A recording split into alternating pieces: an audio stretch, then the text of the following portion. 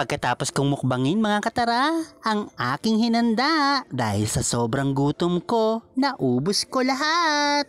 Tara, kain tayo.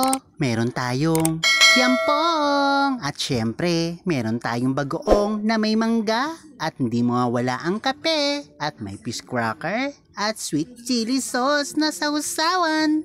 Yung kiyampong na niluto ko.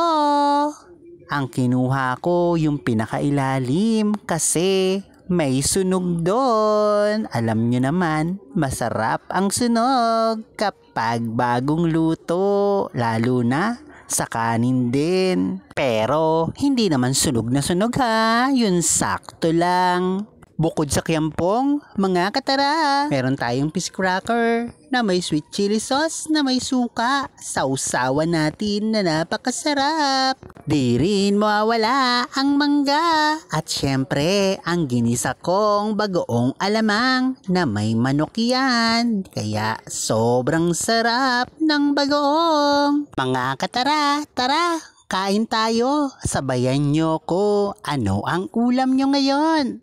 O eto, habang kumakain ako at nagbibideo, may biglang kamay na susulpot. Ang mudra ko yan. Biglang nainggit sa akin.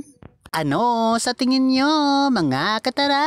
Nabusog nga ba ako sa aking kinain?